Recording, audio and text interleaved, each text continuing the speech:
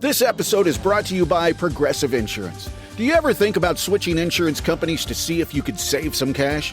Progressive makes it easy. Just drop in some details about yourself and see if you're eligible to save money when you bundle your home and auto policies.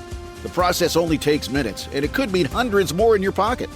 Visit Progressive.com after this episode to see if you could save. Progressive Casualty Insurance Company and Affiliates. Potential savings will vary. Not available in all states. This episode is brought to you by Indeed. Stop waiting around for the perfect candidate. Instead, use Indeed sponsored jobs to find the right people with the right skills fast. It's a simple way to make sure your listing is the first candidates see. According to Indeed data, sponsored jobs have 4 times more applicants than non-sponsored jobs. So go build your dream team today with Indeed. Get a $75 sponsored job credit at Indeed.com/podcast. Terms and conditions apply. Fragile. It must be Italian. Well, I think that says fragile, honey. Oh, yeah.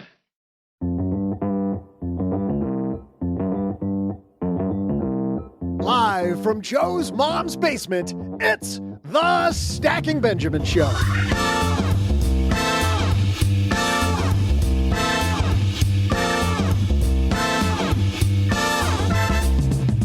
I'm Joe's mom's neighbor Doug, and today for our annual board games episode, you'll find out the top 5 personal finance-related games as well as the top 5 family-friendly games with the host of the Board Game Geek podcast, Candice Harris.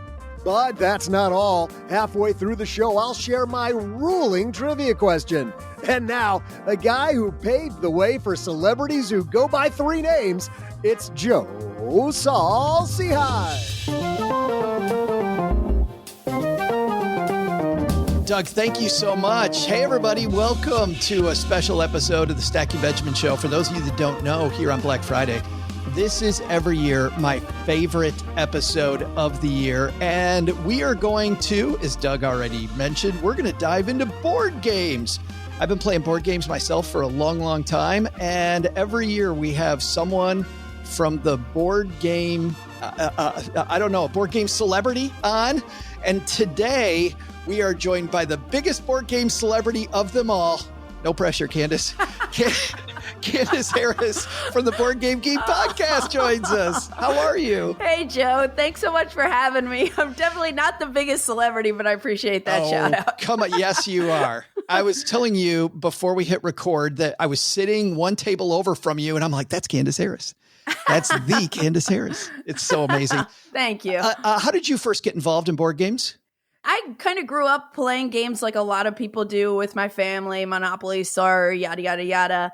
And it wasn't until 2018, I actually come from a background of playing in rock bands, and music was my biggest hobby for most of my life. And it was in 2018 where I was like kind of needed to take a break from playing music and like being in a band. Like I was just like, I need to not do this right now. And at that point, I played the game Mysterium for the first time. And that kind of led me down the rabbit hole because I had to look up a YouTube video for how to play it. It was just like, just a hair too complex or something was confusing that we weren't getting it just from the rule book. So we went to YouTube and on YouTube discovered Will Wheaton's tabletop show and it was all downhill from there. Just kidding. Uphill. Very exciting. Yeah. Well, no, I mean, it's a nice gentle ride downhill, I suppose, because it's amazing. And it's easy. But what's funny is for people who haven't played Mysterium, I mean, this isn't going to be on our list, obviously, but this is a game. I don't know if you're kind of familiar with Clue, I guess, or people that only know the kind of 1950s, 1960s games. I guess that's kind of is that where you start would be like Clue? Yeah, because you're working together to kind of like deduce something with the other players. But yeah, it's definitely got that kind of Clue mystique to it, you know, but you're working together. So yeah, one person is like a ghost, right? And they show everybody pictures. You're looking at like how you died, I think, and they're trying to guess how you died. And I don't know. And I've been the ghost in that game before, Candice, and I'm always frustrated because I'm like, I'm trying to make this really obvious. This should be very obvious, and it's not. We are going to dive into 2 lists, Candice. You've been nice enough to make 2 lists for us. We'll explain what those lists are here, though, in just a moment.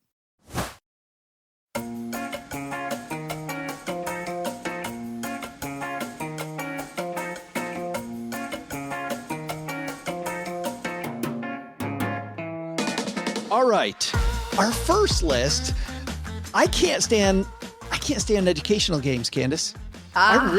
When a game says it's going to teach me something, I can't stand it. I don't know about you. I don't know, because I've kind of gotten into a lot of historical games, but they're not necessarily like saying, hey, I'm going to teach you something, but they do teach you something. Yeah. But yeah, I guess I don't really play a lot of like just straight up educational games. It's funny though, but a game can like give you this nice introduction. So what we asked Candice to do is to give us a list of a top 5 list of Candice's top 5 games that might be a nice either introduction to money or introduction to some type of economic engine, that type of thing. And you've been nice enough to put those together. Tell us, are the games we're going to hear, are these games we can easily buy at Target? Are the games from all over? What are we about to hear? I'll let you know for each game probably how you could get them. Like some of them you might be able to find on Amazon. Some of them you might need to find at a friendly local game store or online retailers like Miniature Market, Game Nerds. Yeah. One of them, maybe 2 of them, you would probably need to find directly from the publishing company that makes them, but you can find them. Those are sometimes my favorite though, because that means it's kind of things that none of your friends know exist. You're the only one. You'll be the coolest person on your block. I wanted to ask you too, before we start, generally money games, economic games, business games, are those games that Candice Harris really likes or not so much? I do like economic games a lot. I'm not going to say that I'm very good at them, but I enjoy the kind of crunchy thinking behind them. I like a lot of games that have market manipulation, where things we're doing in the game, everybody's impacting how the economy is flowing and everything. So yeah, I would say I dig economic games. That's funny. I do too, and I equally suck at them. I am not good at any of them. I tend to play fast and have a good time, and then drink a little more wine. So there you go. All right, here we go. What's Candice's number 5? My number 5 is Brick and Mortar, and this is one of the games where I think you may be only able to get directly from the publisher's website. But it's a 2 to 4 player game that's a supply and demand market manipulation game. And in the game, every player is a retail investor, and everybody has their own little neighborhood boards, and you're going to be opening up shops in your neighborhood. You're going to be trying to make sure you have inventory supply. And then hopefully if there's a demand for what you're trying to sell, you'll then sell it and make money, which then at the end of every round, you can convert money into victory points. And it's a kind of game where it's not, you don't want to have the most money at the end of the game. You want to have the most victory points. But the cool thing is you're kind of building up your neighborhood with these different shops that sell these different types of products. Like I think there's clothing, jewelry, and it's like groceries. Yeah. I think there's groceries too. And the players are the ones who are kind of triggering like how the demand works, the market is by playing these cards. And then also another cool thing is when it comes time to there's a sale phase, and when it comes time to selling, you have to check the demand. And if let's say Joe, you and I are both trying to sell jewelry, and we have 5 jewelry each, but there's only a demand for 2, then we do this little bid to see how much we're willing to lower our prices to sell. And it's just cool. It's got a lot of really fun player interaction. And, it reminds me of something a little lighter than maybe I don't know if you've ever heard of Arkwright. That's a pretty heavy supply and demand economic game. But Brick and Mortar is cool. So that's my number 5. It sounds like you've heard of it. I always get excited when our guest, Candice, brings up a game that I've actually played. Oh, cool. Yes, and I do own this game. I have one friend that didn't like it. The rest of my friends loved it. But this guy I realized, doesn't like business games at all. And what's funny is he was winning and he didn't like it. Oh. Yeah, I was getting my butt kicked and I loved it. Because like you said, I like having to buy my inventory. It almost reminds me of that really, really old, early computer game called Lemonade Stand, where you had to buy all the stuff for your lemonade stand, and then some days it would rain, and then you would lose all your lemonade. Familiar. Yeah. If you don't sell your stuff, and this was a big thing, especially the groceries. Ages. It goes bye-bye. Yeah, there's like a decay. It's really neat, huh? It is. And what I like about it too, if you play with friends who are okay with it being a little bit nasty to each other, you can get kind of mean to each other in this game. And we have a good laugh about how mean we get. That's great. That's fabulous. Brick and mortar, number one. Yeah, very little. This was this guy's, Candice, because I bought this on Kickstarter. I think this is this guy's only game. Like he made one game. Yeah, I think so. And yeah, I bought my copy directly from his publishing company's website. You can't, maybe Octo Giraffe or something. Yeah, something like that. But for a guy with one game, it's really nice art. The rules are well presented. Like I was impressed. Yeah, great. God, I love that pick. What's our number 4? Okay, so now I'm curious to know if you played this one. But number 4 is Hegemony, Lead Your Class to Victory. I have not, but this is interesting because now we're into class warfare. Yeah, so this is an asymmetric political economic card-driven game that basically puts players into, the role of one of the 4 main socioeconomic groups. And it's not historically based, it's fictional, but one player will be the working class, another player will be the middle class, another player will be the capitalist class, and the other player is going to be the state, or kind of like the government. That's assuming you're playing with 4 players. I've actually never played it with less than 4 players, but some people say it's cool with 3, and I don't know how it goes with 2. But if you play with all 4, everybody, gets their role, and everybody has their own like deck of cards that their own little menu of actions they can take. For example, the working class player manages skilled and unskilled worker population, and you're trying to make sure they have food and all of their needs are met, and you want to provide health care, education, luxuries, and so everybody has their own victory, kind of like the way they score points that's related to their role in the game. Then you have like the capitalist player who can build and run companies, like they're I think 2 different size companies if I recall. And you're trying to hire workers and produce goods and services and then sell goods for a profit to increase your revenue and turn it into capital. Then you have the middle class who kind of combines elements from both the working class and the capitalist class. And it has workers that can work in the capitalist companies, but it can also, the middle class can run their own companies. And you're trying to find this balance of producing, selling, and consuming to cover all your workers' needs. And then the state is just trying to keep everyone happy and provide benefits and subsidies and trying to maintain a steady economy through taxes and avoiding debt. Oh my goodness. Well, not debt, card decks. But, but yeah, it's a really fascinating game. There's also this, you can propose bills in the game and, everybody will vote on them.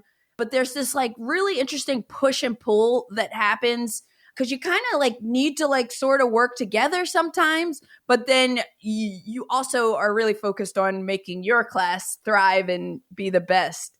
What I was thinking, Candice, when you were talking is to some degree, like, especially if I'm the capitalist, like I've got to have everybody do well, except maybe the government.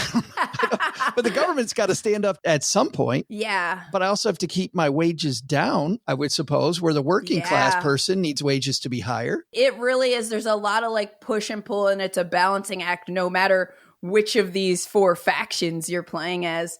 And it's just, this is definitely, I would categorize it as slightly educational, Yeah. Because you're stepping into the role, these different roles, and you're kind of, because the gameplay is so good and fitting with this theme that it really like makes you think like that role, regardless of where you're sitting in real life. It feels like a science experiment a little bit. Yeah. But it's really fascinating. And the hegemony, it's really cool. Now, for people that don't know what asynchronous means, that means everybody has a different rule set. They are playing a different, and you could hear it, Candice, when you were talking about it, but is that hard to teach? If you're trying to learn this game, is it hard to learn? Yeah, I would say any games that have asymmetric factions, they will be a little bit harder to teach and to learn because ideally you'll want to learn a little bit about everyone's role. Yeah. Although you could start playing by just kind of studying, hey, here's what my faction can do and here are my goals. you can get started that way and just kind of start playing the game and learn what everybody else does through that first game. Or you could be someone who's like, I want to know how every faction works before I get started. And that is going to be a little bit more of a beastie learning experience. Well, and then second, I'm also wondering, with it being such a cool science experiment, sometimes I want those games to go forever. But does the game go forever? Is this a long game? This can be a long game. It kind of depends on players. Like, I feel like my first game of it was, I think we played for 4 to 5 hours, but I think other people can play it in 3, but 3 hours is a long time for a lot of people. Yeah. So yes, it's a longer game. Where that first game, Brick and Mortar, I think we were done with that in like 90 minutes. The first time we played it, we were done in like 90 minutes. Yeah, I think Brick and Mortar is more like 2 hours or less kind of time frame. But I always say caveat, every group is different. And especially when you play that first learning game, it's always probably going to be, like at least like 30% longer than what it'll eventually be when everyone knows how to play it. Well, and we generally take whatever it says in the box for most of our games and double it because we just listen to music and drink wine. And hey, I want to come to your game night. Come on. While you're here, we got to have one in the basement. We'll let Mom play with us. It's a phenomenon. And by the way, this game is fairly new, I think. Maybe it's a year old? It is. It was crowdfunded and it was delivered earlier this year. So it's a big 2023 release. And I think this publishing company, it's also their first game. Fabulous. I think they're called Hegemonic Project. But yeah, it's really cool. Highly recommend checking out like some videos on it, see if it's something for you. I bet you might know a website where people could check out videos on that. I might know this little website called BoardGameGeek. Oh, wow. That's weird. Might be a video or two there or a billion, right? Yeah, right. By the way, if you're walking your dog or you're commuting or you're out enjoying Black Friday, whatever it is, we're going to have our list of all Candice's picks on our show notes page at stackybenjamins.com. So don't worry about following along. Just whenever you get to your phone or a computer, you can just put in Stacking Benjamins, scroll down to today's show notes. All right, there's our 5 and 4. Those are phenomenal. Number 3. So number 3 is another new game. It's hot off the press from Essen or Spiel, which is the world's biggest board game convention that happens in Essen, Germany every October. And they release a bunch of new games there. It's like for people who are super into board games, it's like Christmas time. What's funny is some of the people you got to know, Candice, are like, there's enough people to fill up a hall, but this place is packed. It's packed and it's huge. It's huge. I've never been to a bigger convention than this, but I guess I don't go to a whole lot of conventions outside of board game conventions. Yeah. But it's big, lots of people, but not like overwhelming, there's still space to walk around and everything. But I know that when I tell people about even like BoardGameGeek .con or Gen Con or any of those, people are like, what? There's that many people going to? Yes. And tons of people. Such a wonderful time. All right. So what's it called? Don't leave us hanging. Okay. Yeah. The suspense. You ready? Kutna, the City of Silver. So, wow. How do you spell that? Kutnahora, the City of Silver. Oh, yeah. And 2 words. Kutnahora. Got it. Kutnahora. Yeah. This is a historical city building Euro game for 2 to 4 players that features this very unique real life supply and demand experience where basically every action that players take during the game impacts the economy in really, really fascinating ways. So it's based on, I guess in 1260, the discovery of silver led to a silver boom in what is today modern day Kutna and Czechoslovakia. And it attracted people from all over Europe. So during the game, you're going to be like kind of building up the city. There's an area on the main board below the city that's a mining area where you're going to be trying to produce more ore.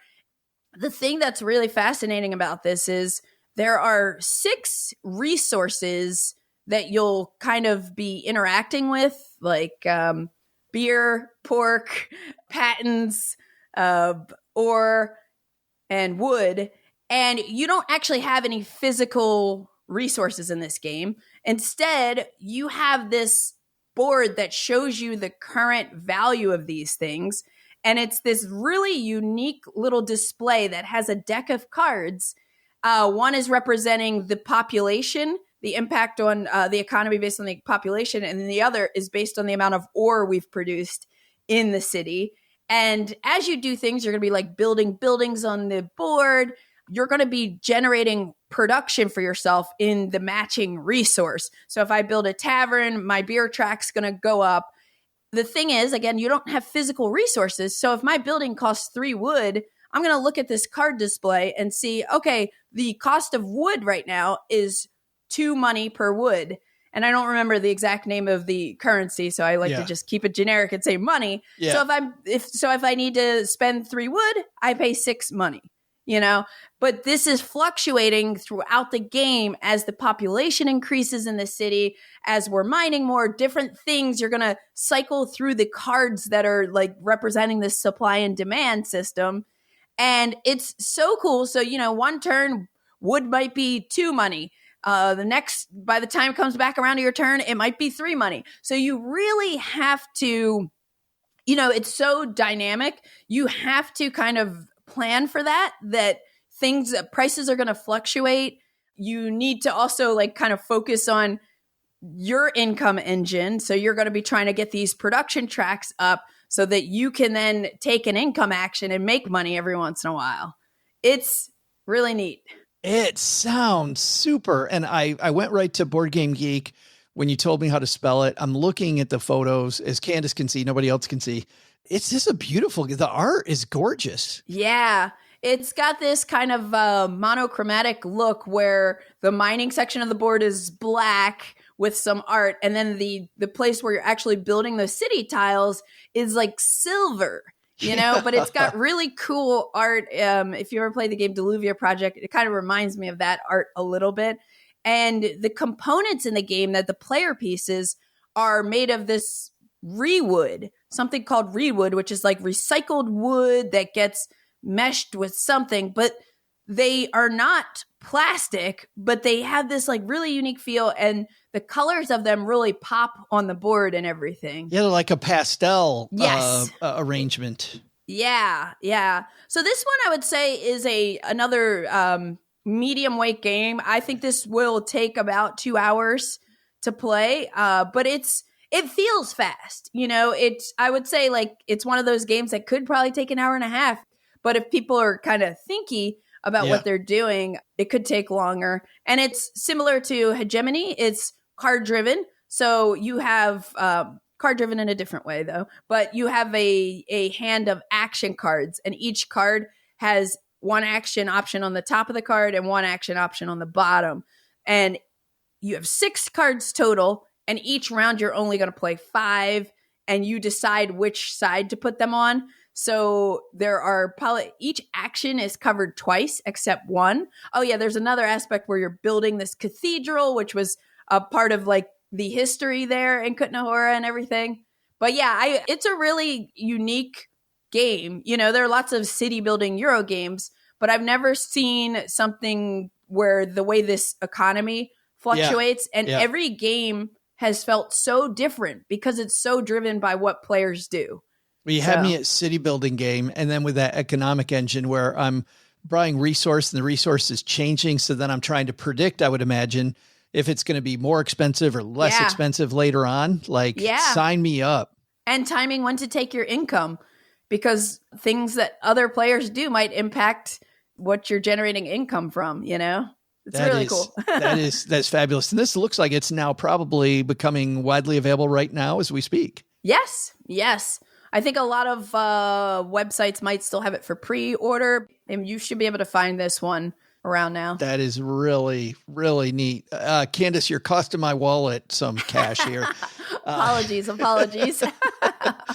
That is our number 3. Number 2. Okay, so number 2, I'm going a little lighter here. The game I'm picking is The Rich and the Good. Oh, wow. I've never heard of this game either. Okay, The Rich and the Good is an older game that just got reprinted this year.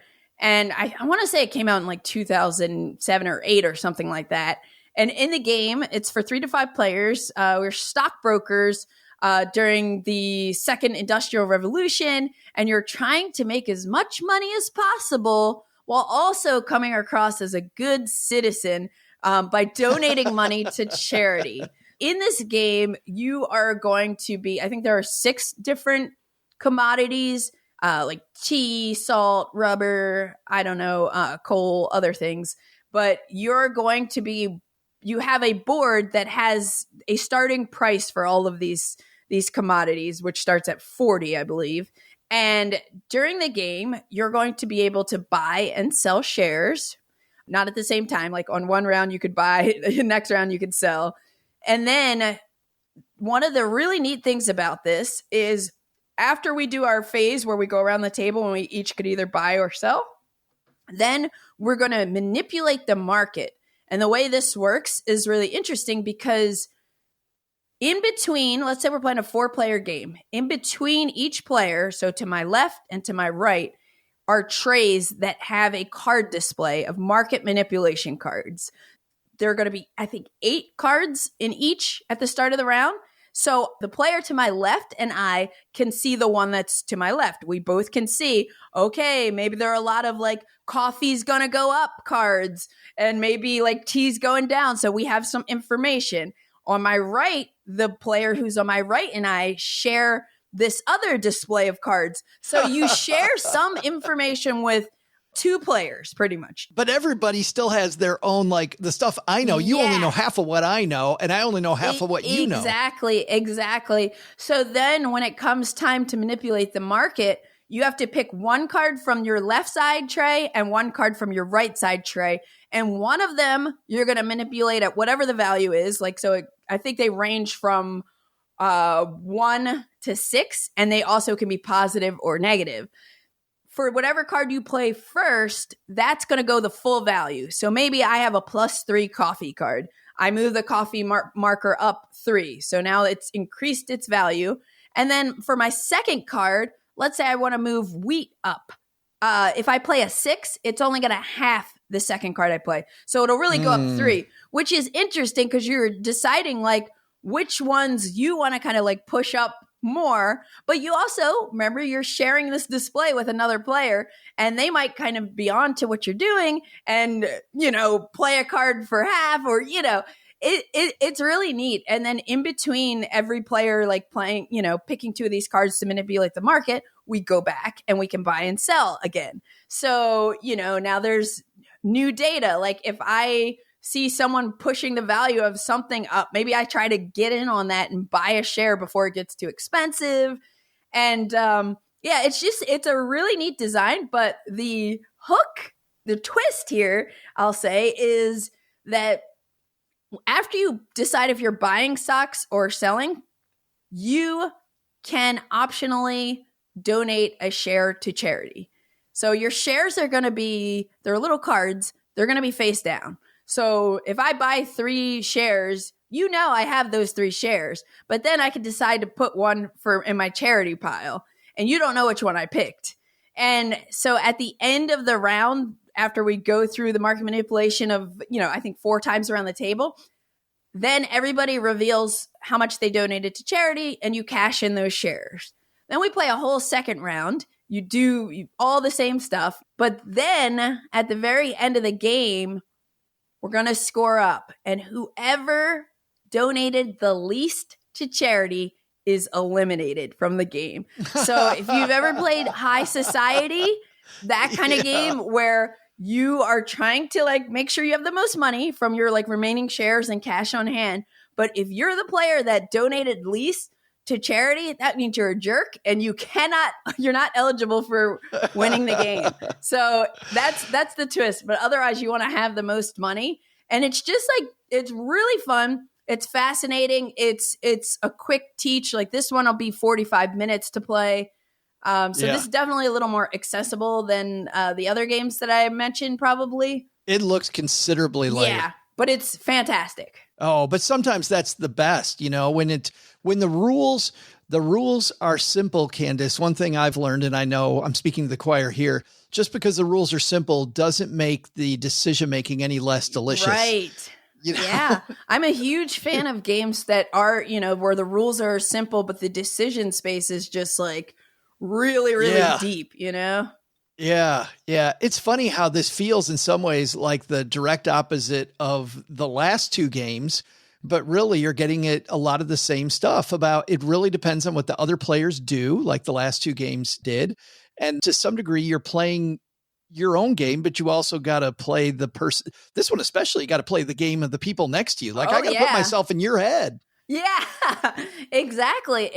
Like if I see you're buying a lot of salt and I'm like, oh, I might need to get in on salt. He knows something I don't know, That's fabulous. That is called the rich and the good. And I've got to assume this also looks like it's probably pretty widely available. Yes, I believe so. Yeah. Online game stores. Oh yeah. Ares Games, a pretty big publisher that you can get this through. Yeah. I think I got mine from Miniature Market and I believe it was like around $30 or less too. Yeah. It's not a big box either. Yeah. All right. Those are the four. We need some type of a drum roll here. Candice's number one. Okay. So this is a slight cheat. My number one is 18xx games in general. Yeah. We got to explain to people what these are. And I have specific ones that I think are good. But 18xx is basically a genre of games with stock market manipulation and route building where you basically get to own and operate train companies. Some of that might sound a little dry, but the gameplay is just so fascinating. This is definitely a little more complex on the economic side and strategy side, but I don't think it's that crazy. Like I have a good friend of mine who loves 18xx games, and he has introduced these games to people who have played much, much lighter games, but they're just really, really rewarding. And if you like games that have route building, so basically at the start of 18xx games, most of them, you're going to do a little auction and you'll get these private companies, and private companies will give you this kind of like special ability, something special for you. But then again, you know me, I like my market manipulation. You are buying shares in companies, and if you have a certain amount of shares in a company, you can float that company. And now you are the president of that company. And one of the tricky things in this game is that you are managing your personal money, but also any companies that you end up becoming the president of, you have to manage their capital separately, like their treasury separately. So, the train company is going to need to buy trains. And then you're going to be putting tiles on the map to build a route. And you're trying to basically find routes that are going to pay you money by like connecting from one city to another city. Like I said, this is not like these are not light games, but they are extremely like really deep strategy wise, and they can be a lot of fun. These are games where you are very invested in what everyone else is doing. Yeah. When in often cases, when you sell shares, it will drop the value. The other thing is the stock market in this game looks wild. It's like almost a grid of squares because the stocks just don't go up and down, but your value of a company can move left and right. It's kind of wild, but you asked me my favorite economic game, so I couldn't not bring up 18xx. Yeah, and the XX, by the way, for everybody, is a year. And so there'll be a game 1835, 18 whatever, 18, yeah. Like every one is a different year, which is what I was going to ask you, Candice. Which one of those, if somebody wants to start diving in, should they probably begin with? Yeah, so I definitely would say 18 Chesapeake is a very good introductory level 18xx game. That was the first one that I played, and that kind of got me really, really hooked in. Then there's Shikoku 1889, which just had a reprint from Grand Trunk Games, and it looks beautiful. So some of these games, just as a caveat, aren't the sexiest looking board games out there. No, some of them almost look like a third grader put them together. Some of them look kind of prototypey or something. Yeah. But the gameplay is so rewarding that it's worth looking at that. But Shikoku 1889, the new reprint, is actually really, really gorgeous. And I'm hoping that newer games are going in that direction. And then I'll also give a shout out to, there's a game called 18MS, and I think it's Mississippi. Mm-hmm. This one has a very small map. It has a set amount of rounds. So I think you could play it in an hour and a half. So I just haven't played it personally yet, but I think that would be a great starting place if you wanted to dip your toes into what is this 18XX stuff all about. Because again, the map is small and it has a set amount of rounds, so it ends early, whereas like some of the 18XX games can be like all day affairs. Yeah. I tend to like the ones that are about 3 to 4 hours, that you can play on a weeknight, and 18 Chesapeake falls in that range, and so does Shikoku 1889. If any of that sounds like fascinating or interesting, I would definitely say check out one of those three.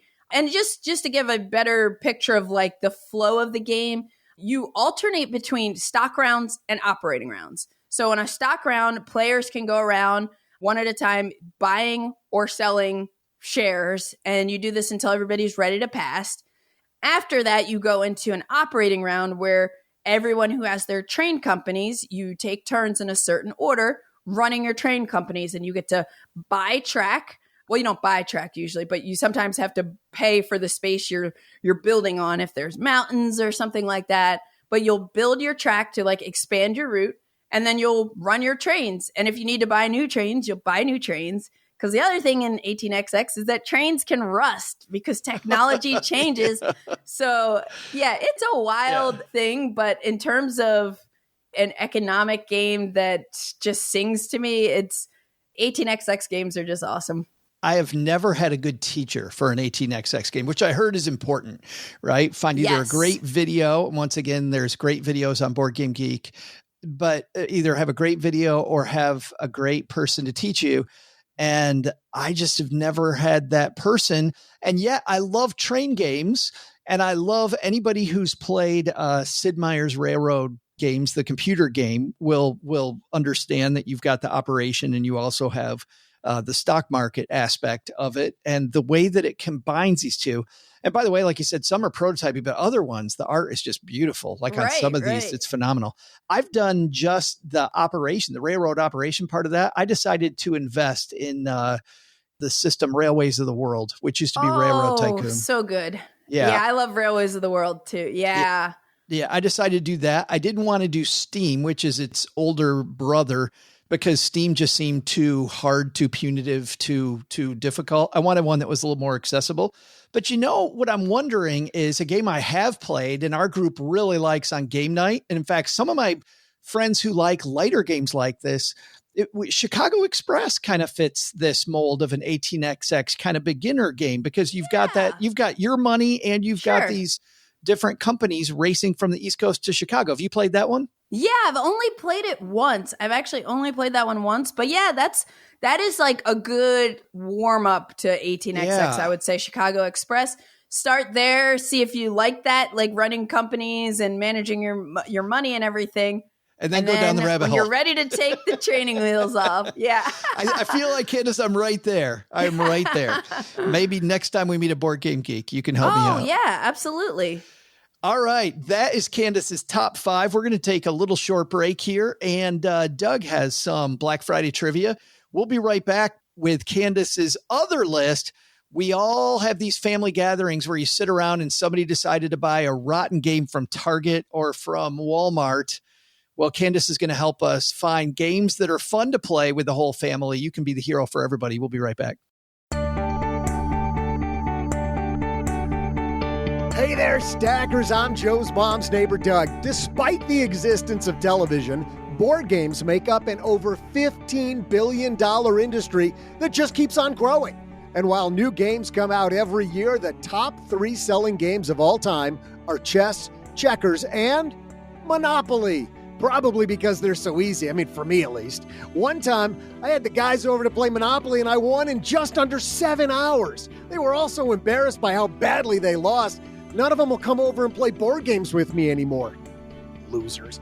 The games that are the most fun for me are the spelling games like Boggle, mostly because I like the way the letters sound when you shake them around. Not many people outside of the finance world know this, but the game was invented by none other than the founder of Vanguard, John Boggle. You know, I actually invented a cooler version of the game Life, but Chevrolet wouldn't let us license their brand and make the tiny cars into little El Caminos. Their loss. Today's trivia question is, what is the minimum word length for the game of Boggle? I'll be back right after I finish today's crossword.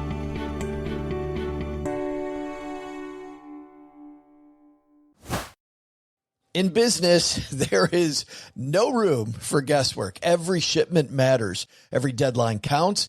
And when you're trying to keep operations running smoothly, the last thing you need is uncertainty. That's why reliability is at the core of USPS Ground Advantage. From the moment your package is first scanned in, it moves through a secure nationwide network, aiding in a timely and accurate delivery. You get near real-time tracking so you can keep up with your shipments. And with affordable upfront pricing, there are no hidden fees or surprise surcharges to throw off your cost sheets. It all adds up to predictable deliveries you can depend on, because knowing your logistics are handled lets you focus on everything else, your customers, your team, and the future you're building. Visit USPS.com/Ground Advantage to start shipping with confidence. USPS Ground Advantage. We mean business. Dell PCs with Intel Inside are built for the moments you plan and the ones you don't. They're for those all-night study sessions, the moment you're working from a cafe and realize every outlet's taken, the times you're deep in your flow and can't be interrupted by an auto update. That's why Dell builds tech that adapts to you. Built with long-lasting batteries so you're not scrambling for an outlet, and built-in intelligence that makes updates around your schedule, not in the middle of it. Find technology built for the way you work at Dell.com/Dell PCs. Built for you. You're listening to this podcast, so I know you've got a curious mind. Here's a helpful fact you may not know yet. Drivers who switch and save with Progressive save over $900 on average. Pop over to Progressive.com, answer some questions, and you'll get a quick quote with discounts that are easy to come by. In fact, 99% of their auto customers earn at least one discount. Visit Progressive.com and see if you can enjoy a little cash back. Progressive Casualty Insurance Company and Affiliates. National average 12-month savings of $946 by new customers surveyed who saved with Progressive between June 2024 and May 2025. Potential savings will vary. You didn't start a business just to keep the lights on. You're here to sell more today than yesterday. You're here to win.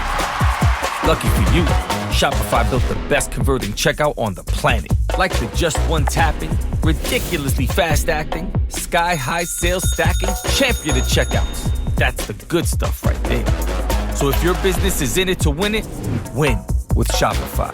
Start your free trial today at shopify.com/win.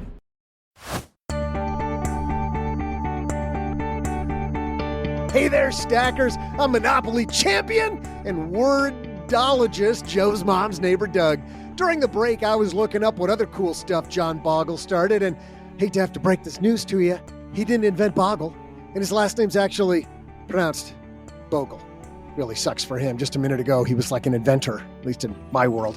Today's question is, what is the minimum word length for the game of Boggle? Boggle. Bogle? Boggle. Probably Boggle.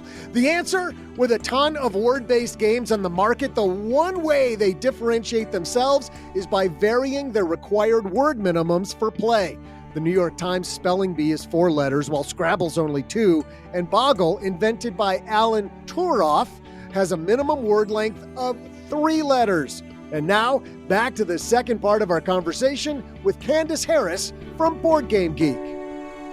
Candice, I just can't imagine, like your house over the holidays. Describe to me Candice's house at the holidays. It's got to be like nonstop fun games. Well, it is, but I live in Los Angeles now. Most of my family is in Philadelphia. Oh. So My holiday gaming is usually with gamer friends. But I did pick a list of games that I would play with family, like when we do go back east to visit family. Well, and that's what I actually go. You would have to go west to east. I have to go south to north up to Ohio. And I have decided I road trip every year just so I can pack as many games as possible in that list. Yeah, it is fun. But like you got these people. Some people in my family, I'm sure it's the same for you, Candice. Some are gamers. Some really like the Meteor stuff we just talked about. Other people just want a card game or maybe a party game. Right. Like choosing the right game for the group is half the battle. Yes. I consider myself very much a game sommelier, and I will have people random points throughout the year message me like, hey, can you recommend a 2-player game? Or if different people come over, I can kind of get even the people who say, oh, we don't like board games. I'm like, I will find a board game you like. I always, when people say that, I do the same. I'm like, oh, I've been lucky. Our game nights list has grown to 14 people on the list, which is super awesome. Cool.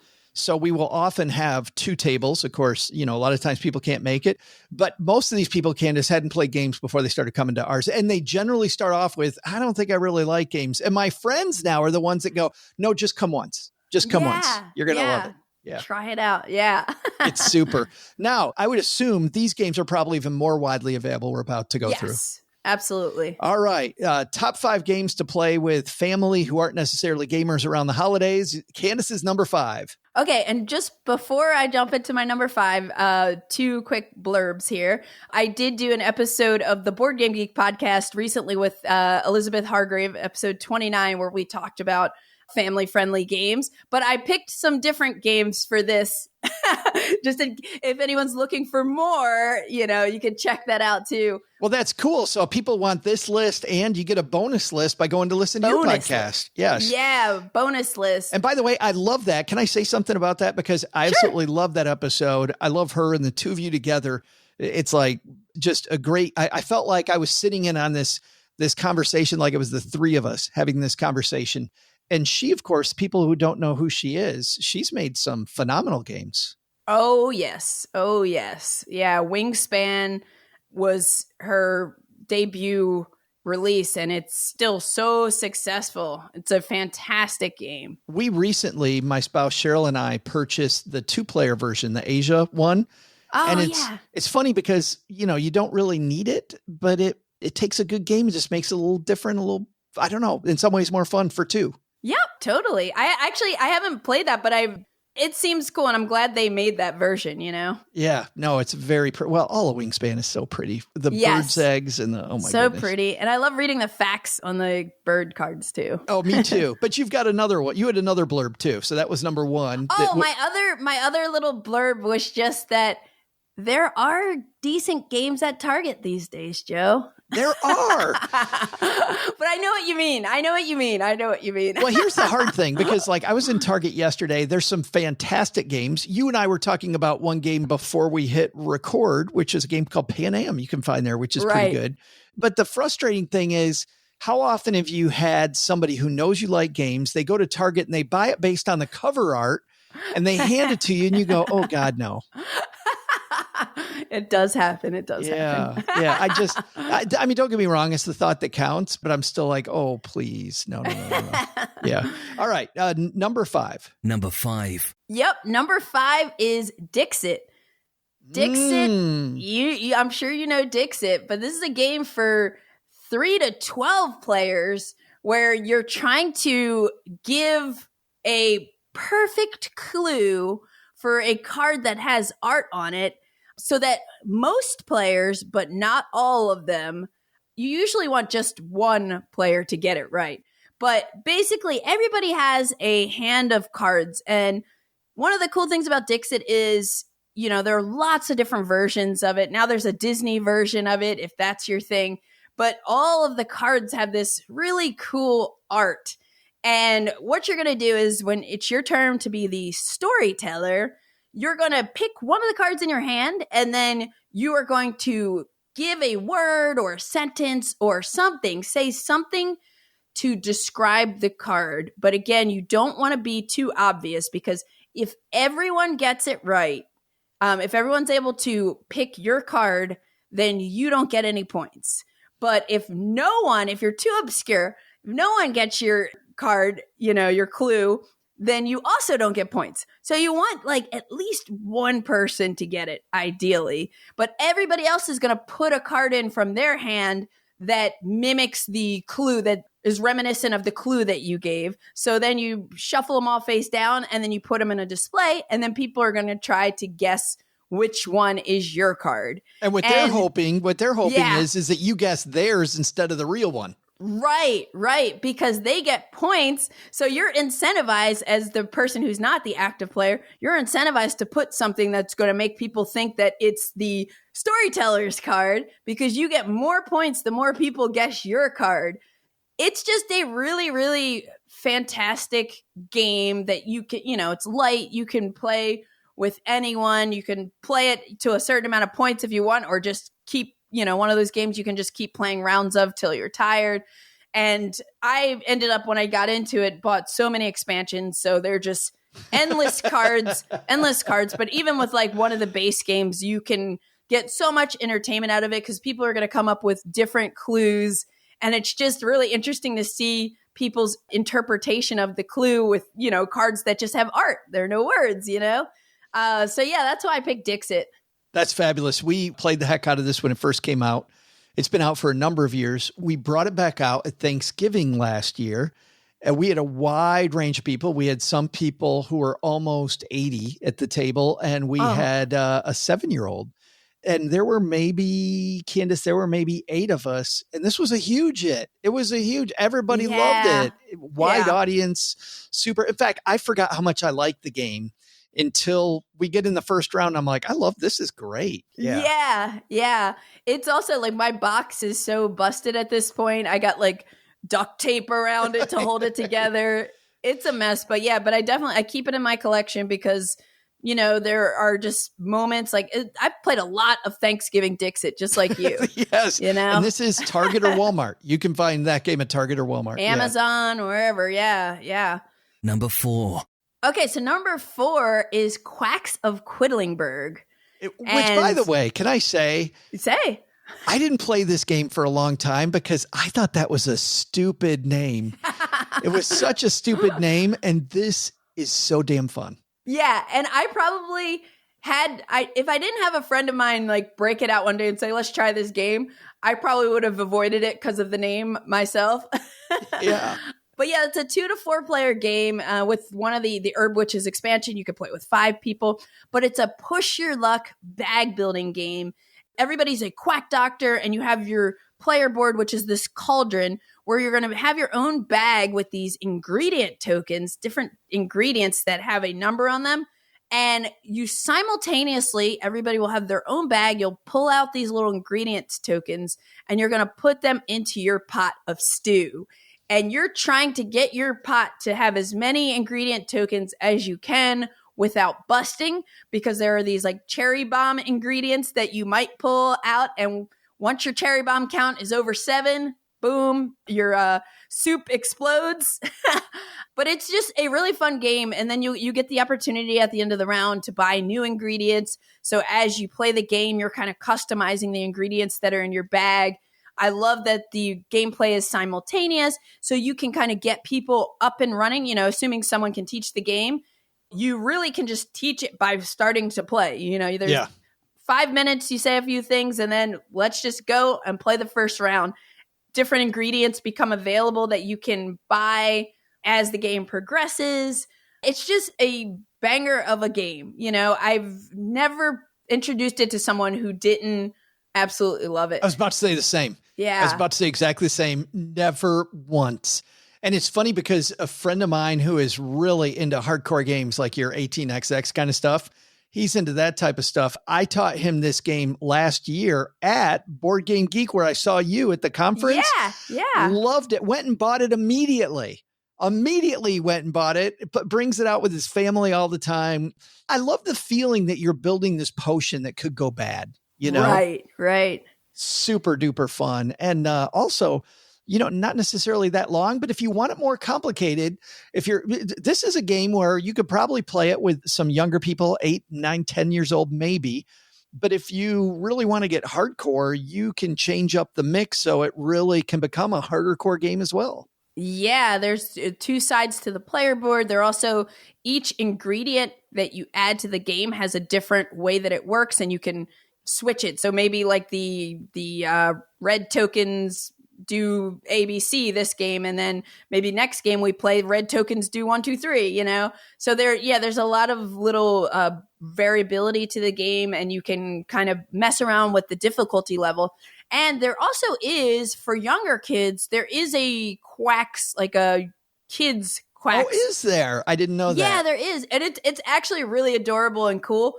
Very cute too. I don't have kids, so I'm not good with the ages. Yeah. But I know that some kids were like, no, they can just play regular quacks. So I think, I would say much younger kids get the kid version, but otherwise you can probably get maybe, like you're saying, like 7, 8, 9-year-olds to, if you can count numbers.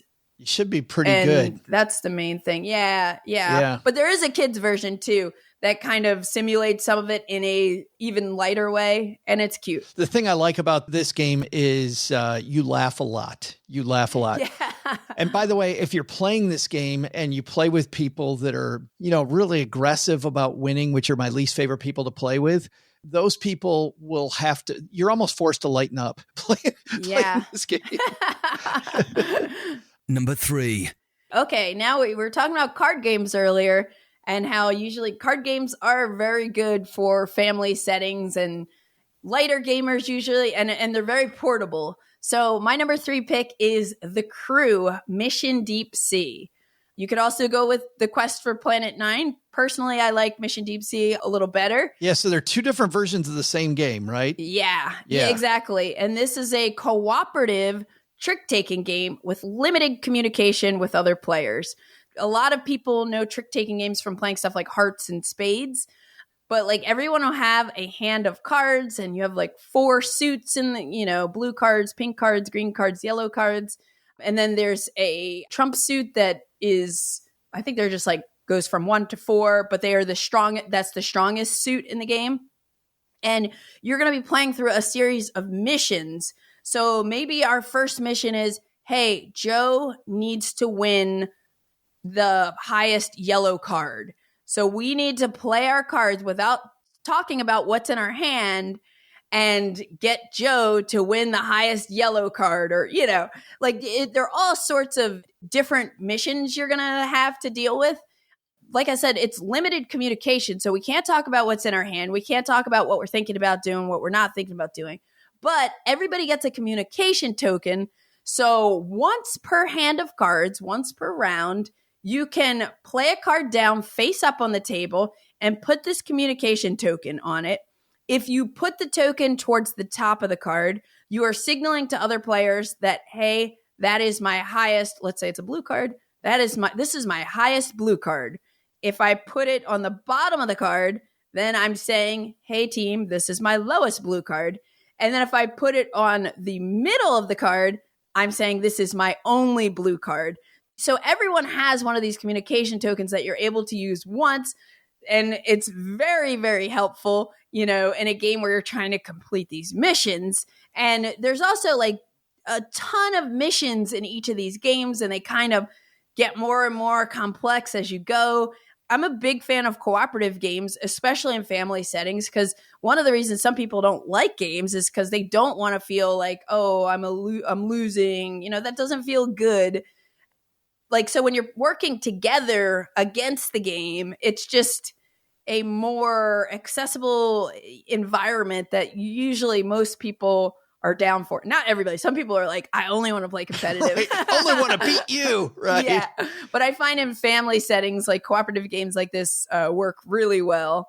And just to give a couple examples of like, in Mission Deep Sea, there are 96 different task cards for your missions. 96. Wow. 96. And, they might be something like, I will win the blue 4, or I will win exactly 1 pink card. I will win as many yellow cards as green cards in one trick. I will win a trick that contains only even numbers. Like, there are all sorts of things. And it's just becomes this really like thinky game. And it's so satisfying, like almost like when you play the mind and you get in that moment where it's like, oh, we're synergizing. When you start to like figure out how you can work together, and when you win that round, it feels so good. I played this for the first time about a month ago. People that people that listen to our show know we had a group called the Fineers on. This husband and wife team came to our house, and they taught me how to play it while they were here. I played Candice maybe one hand, the first hand. Corey taught me how to play it. Played the first hand, immediately realized I'm buying it for my parents for Christmas. Yeah. Like immediately. Awesome. Yes. It is so good. And anybody who likes cards is going to love this game. I'm from the Midwest. They play a game called euchre there a lot. And it's so reminiscent of playing euchre, but with everybody on the same team. Jess and Corey and I were high-fiving each other at the end of every hand as we got it right. And you can up the difficulty level. It was so that game is, well, all these are wonderful, but this game is fabulous. Yeah. Good stuff. Yeah. So that's the crew. And once again, that one I think is a Target as well. You should be able to find that anywhere. Yeah. And it's in a small box because it's just cards. So if you're looking for something for like a stocking or a small gift, or even to take to a small party as a thank you gift, like it's a great gift for all those. Yeah. Without breaking the bank. All right. We're down to the last two. I'm sad we're coming to the end, but what's your number two? Number two. My number two is another small box, and it's a game called Insider. Insider is I have never played this. Okay. So Insider is basically 20 questions with a twist. It plays with 4 to 8 players.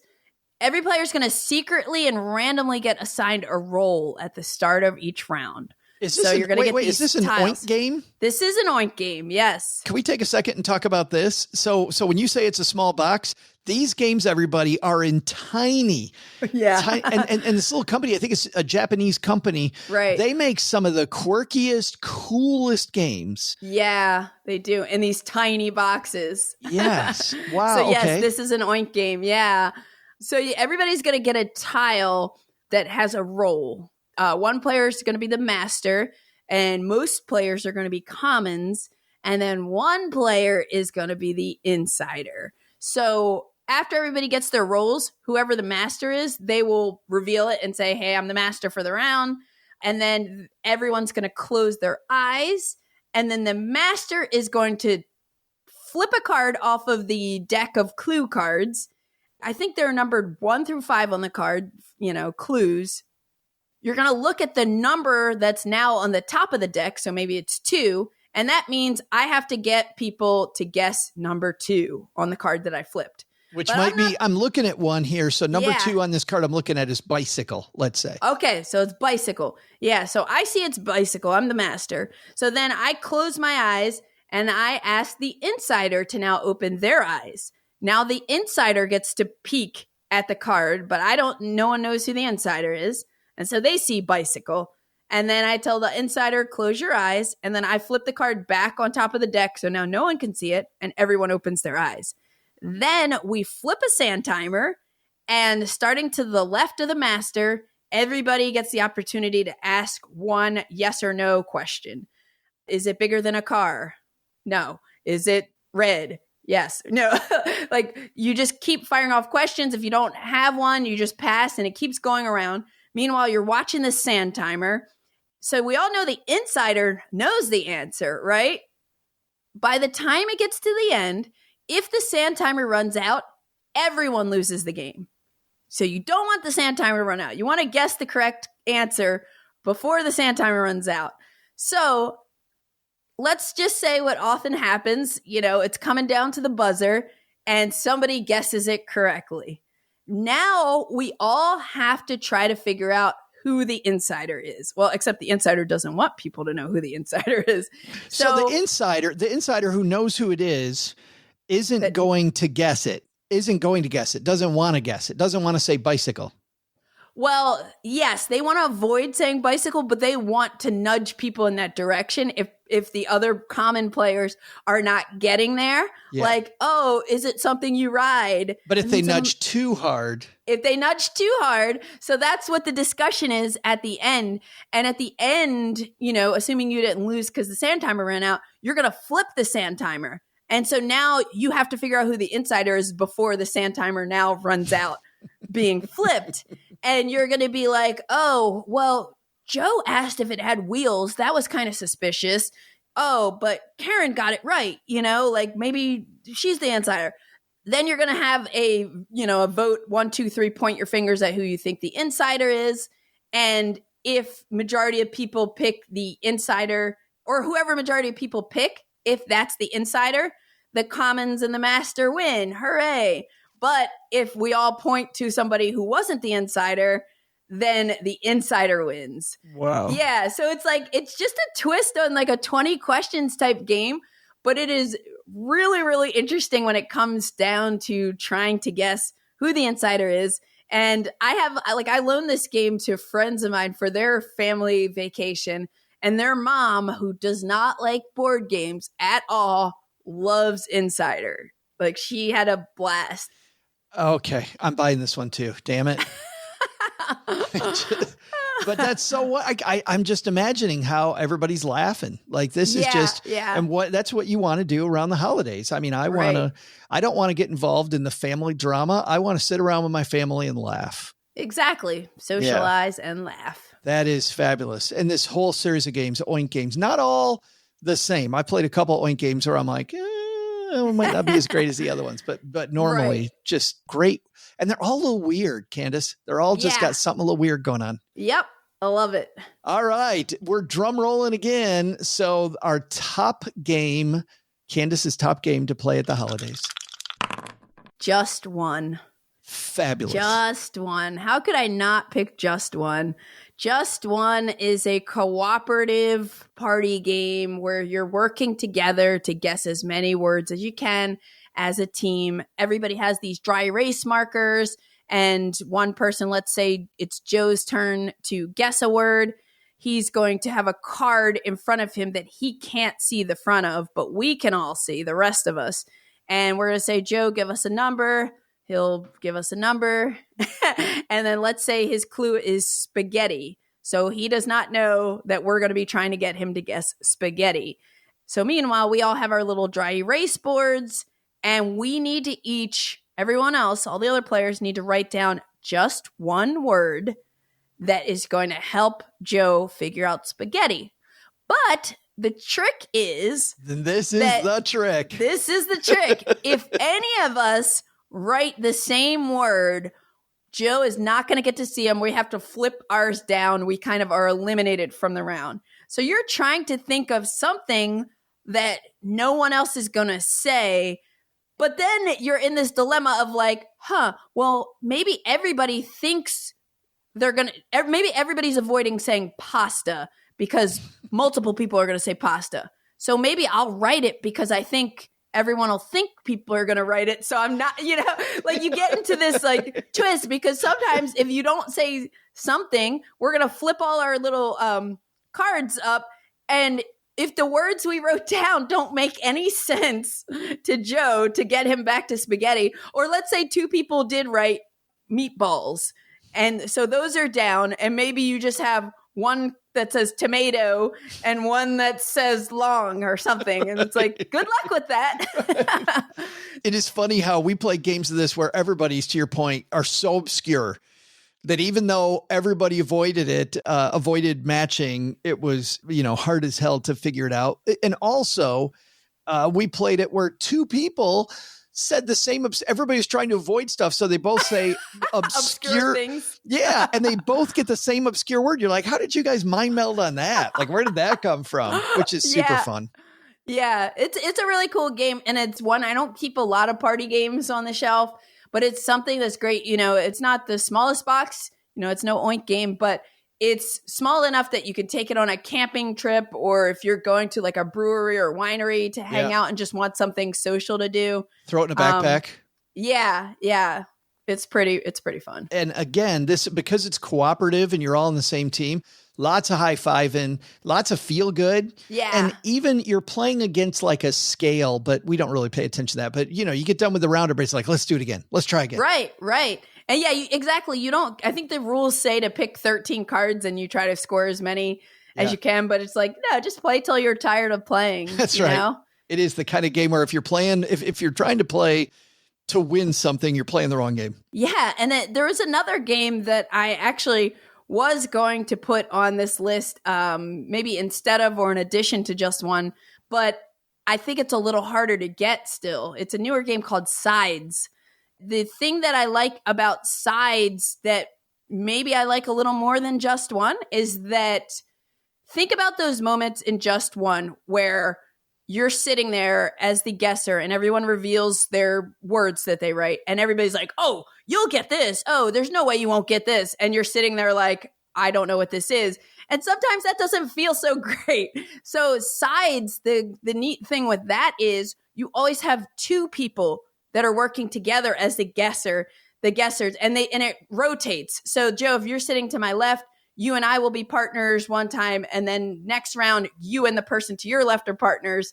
It's similar in terms of you're working together to guess words, but you have a partner that you're working to guess with instead of being on your own, which I think is really cool. Oh, that's fabulous. That is fantastic. You might need to dig around to find that one, though. Yeah, I'm going to throw in a couple that I have learned about this year as well. Cool. I just bought an Oink game, a different Oink game called, it's called A Fake Artist Goes to New York. Yes. Have you played that one? I haven't played it before, actually. So everybody, similar thing to Insider, you take these little pieces that are dry erase, and on every single piece except one, you put down a word. Like, let's say I put down the word lion, but on the other one, I just put down an X, and I mix them up, and then I put them out on the table, and everybody grabs one. So somebody has no idea what the hell we're trying to draw. And everybody else knows it's a lion. And the deal is you send this sheet of paper around the table and everybody draws a little piece of a lion, but you don't want it to be so good that the person who doesn't know what's going on knows what it is. Because at the end, if everybody picks the person who was the faker gets one opportunity to guess what the thing was they were drawing and they still win. Otherwise, everybody else at the table wins. And I got to tell you, we were playing, Candice, with a woman that doesn't like drawing. She's like, I hate drawing games. I'm like, I don't think this is a drawing game. And we got done and she was laughing so hard. She's like, this is a drawing game. It's a bluffing game, Oh, yeah. See, I'm that person that doesn't love drawing games either, but I heard nothing but good things about this one. So now you're making me spend money. That game was fun. And then I really like, and this was neat. We just don't have enough women designing games. We have more than we've ever had, which is great. But a game that a wonderful creator made, I think it's even a woman-owned company, Phantom Inc. I've been playing lately. And Phantom Inc., a little bit like we started with Mysterium. I don't know. Have you played this one? I don't think I have, actually. Just describe it a bit, because the reason I'm saying that is because I felt like a couple years ago at a convention, I was about to play it, and I don't remember if we ever did. Yeah. I've only recently started seeing it on shelves. I got it about that same time frame, maybe a couple of years ago, and it's currently my favorite party game. But you've got two teams. You just divide into two teams, and two people, one person from each team, are the ghost. And you're having a seance, Candice. So me and the ghost on the other team decide on a card one of the words. So let's say it's rainbow as an example. Okay. And each team gets a handful of cards. How big is it? If it was a superhero, what would it be? If it was all these weird questions. And so you take two cards when it's your team's turn, you take two cards and you hand it to the ghost, and the ghost decides, one of them is just not going to make any sense. And the other one might be closer. And you start on this pad of paper, you very slowly start drawing letters. So it's like the ghost is slowly. Now, only our team knows what we asked the ghost. The other team doesn't know. So you're trying to figure out what the word is as quickly as possible. And then you say silencio. The team says silencio, and the ghost stops.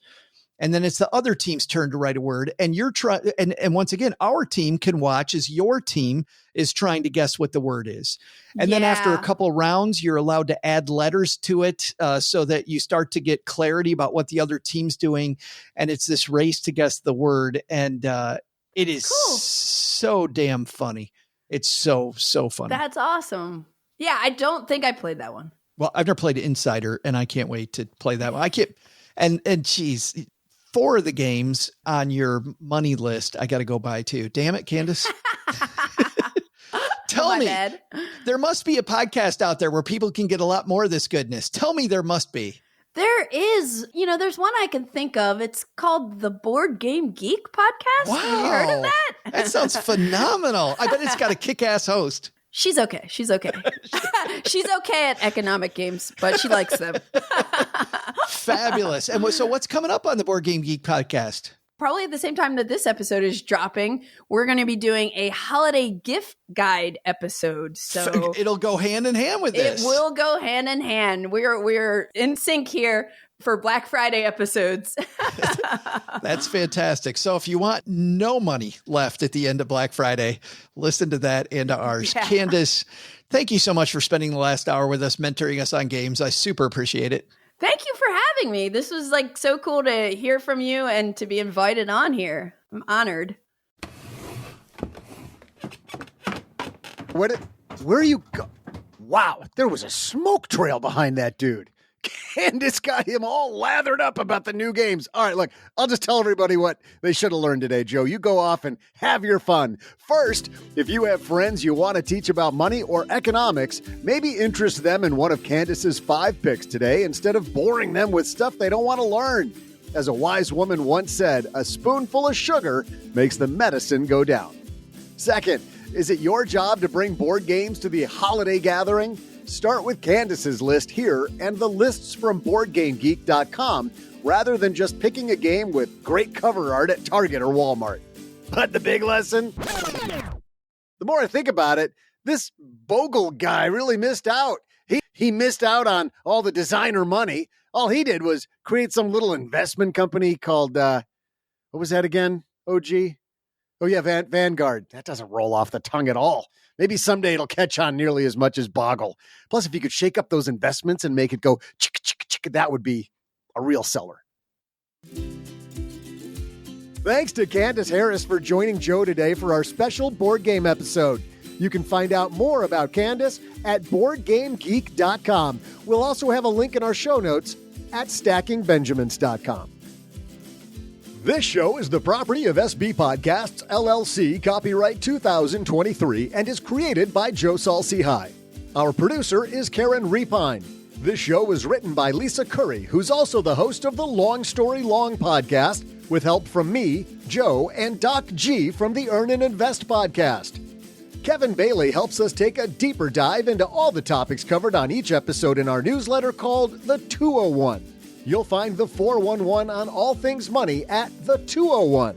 Just visit stackingbenjamins.com/201. Wonder how beautiful we all are? Of course, you'll never know if you don't check out our YouTube version of this show, engineered by Tina Eichenberg. Then you'll see once and for all that I'm the best thing going for this podcast. Once we bottle up all this goodness, we ship it to our engineer, the amazing Steve Stewart. Steve helps the rest of our team sound nearly as good as I do right now. Want to chat with friends about the show later? Mom's friend Gertrude and Kate Youngkin are our social media coordinators, and Gertrude is the room mother in our Facebook group called The Basement. Say hello when you see us posting online. To join all the basement fun with other stackers, type stackingbenjamins.com/basement. Not only should you not take advice from these nerds, don't take advice from people you don't know. This show is for entertainment purposes only. Before making any financial decisions, speak with a real financial advisor. I'm Joe's mom's neighbor, Doug, and we'll see you next time back here at the Stacking Benjamin Show.